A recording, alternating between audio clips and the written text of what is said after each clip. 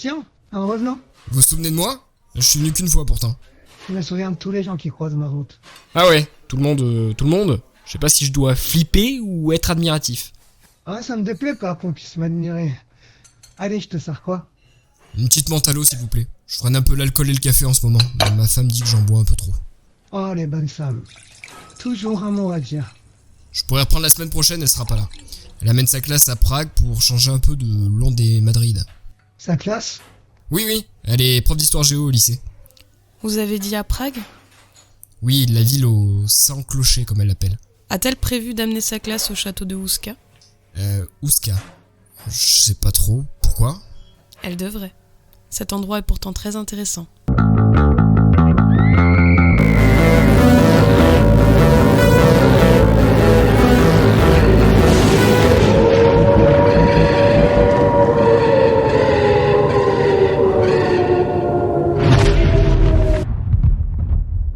Non loin de Prague, en République tchèque, se trouve le petit village de Ouska. Situé dans une région reculée, aucune route commerciale ne passe à proximité du village. Malgré cet isolement, un château vit le jour au cours du XIIIe siècle sur les hauteurs boisées du village. Personne ne sait pourquoi. Quelqu'un a jugé bon d'édifier pareil monument à cet endroit plus qu'éloigné de la civilisation. Enfin si, il y aurait quelques raisons à cela, et le moins que l'on puisse dire, c'est qu'elles sont intrigantes. Une première légende entoure ce lieu. Elle existait déjà bien avant la construction du château. En ces temps, les locaux parlaient de créatures monstrueuses venant tuer leur bétail. Selon eux, une faille donnant directement sur les enfers se trouvait depuis toujours en haut de la colline. D'horribles hurlements en émanaient le jour et de terrifiants démons en sortaient la nuit. Tous l'appelaient le trou des enfers et tous évitaient de l'approcher. Si vous vous perdiez dans la forêt à la nuit tombée, c'en était fini de vous. Personne ne prenait le risque de venir vous sauver. Certains disaient que le diable lui-même avait creusé cette fissure, d'autres parlaient d'expériences d'alchimistes. Vers le IXe siècle, une forteresse de bois était érigée à la place du château.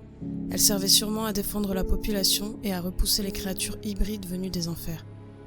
Tous parlaient d'un trou sans fond. La fissure semblait donner sur le néant. Impossible de la reboucher en y lançant des pierres. Cette histoire devint si populaire que le souverain de l'époque, poussé par la curiosité, se rendit sur les lieux. Sa venue s'est inscrite dans le folklore local. Intrigué et voulant absolument savoir ce qu'il pouvait y avoir au fond de ce gouffre, il aurait envoyé des condamnés à mort, graciés pour l'occasion, descendre dans le trou à l'aide d'une corde. Arrivé à une certaine profondeur, le premier prisonnier poussa un hurlement de terreur inimaginable. On le remonta immédiatement et tout le monde constata avec effroi que l'homme avait vieilli de près de 30 ans. Ses cheveux étaient blancs et son visage couvert de rides. En plus, il avait complètement perdu l'esprit. Devenu fou, il ne put dire à personne ce qui avait pu le mettre dans un état pareil et mourut 2 jours plus tard. On dit que d'autres détenus auraient participé à cette expérience et que tous auraient subi le même sort. Quelques siècles passèrent et les habitants se résignèrent. Mais au XIIIe siècle, le roi de Bohême, Ottokar II, décida d'investir les lieux et d'y édifier un château. Mais à peine la construction achevée, le roi partit en guerre et n'en revint jamais. Le motif officiel de cette construction était que le roi voulait faire un centre administratif d'où il pourrait gérer l'ensemble des affaires de ses autres domaines royaux, mais beaucoup de détails nous poussent à croire que ce n'était pas la seule raison. Tout d'abord, son emplacement. À cet endroit, il n'y a aucune frontière à protéger et aucune route commerciale à proximité. L'emplacement est difficile d'accès et les lieux ne sont même pas propices à la chasse. Le seul élément qui justifierait le pourquoi de cet endroit est que le bâtiment a été construit pile sur la porte des enfers. Sa structure elle-même est étrange. Les fortifications ne semblent pas protéger des attaques extérieures, mais semblent tourner vers l'intérieur. Les chemins de ronde sont inaccessibles, aucun escalier ne mène à eux. La plupart des fenêtres ne donnent que sur des murs. On ne peut même pas parler de logement puisqu'il n'y a ni eau ni cuisine. Tout semble avoir été fait pour contenir quelque chose dans le château. Une dalle extrêmement lourde a servi à sceller la faille entre les 2 mondes. Une chapelle fut installée juste au-dessus. Comment penser à une simple coïncidence? Selon les peintures que l'on peut trouver sur ces murs, la chapelle a pour fonction de garder sous terre les êtres démoniaques qui voudraient envahir notre monde.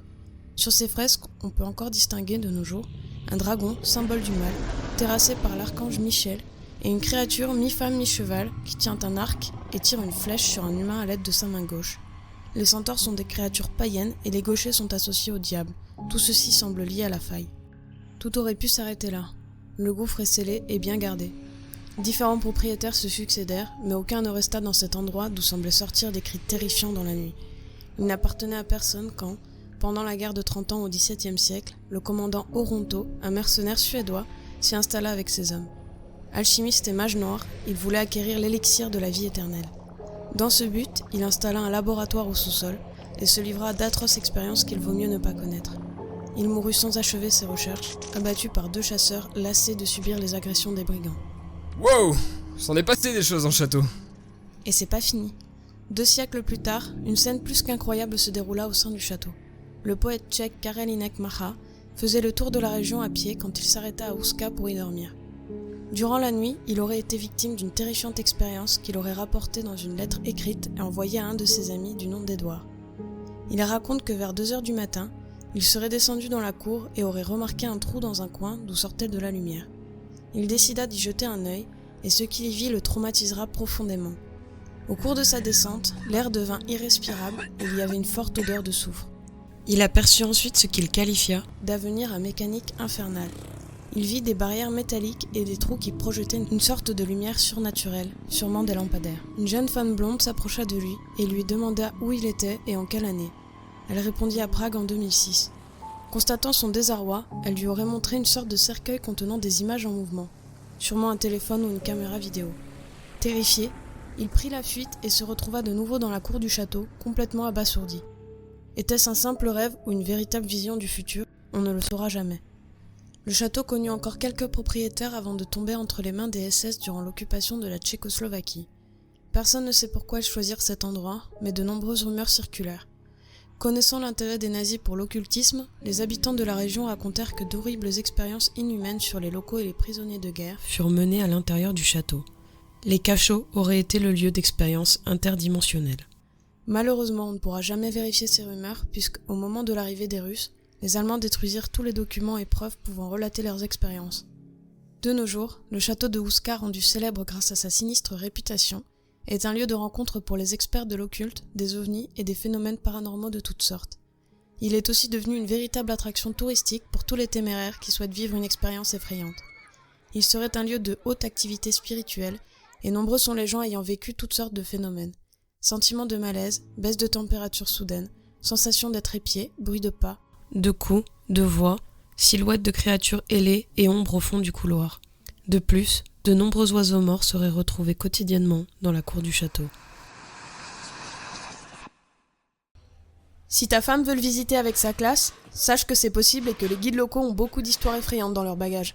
Ça calmera les enfants pour au moins 2 jours. Je lui en parlerai en rentrant, mais ça m'étonnerait qu'elle le mette au programme. En tout cas, si elle y va, elle sait à quoi s'attendre maintenant.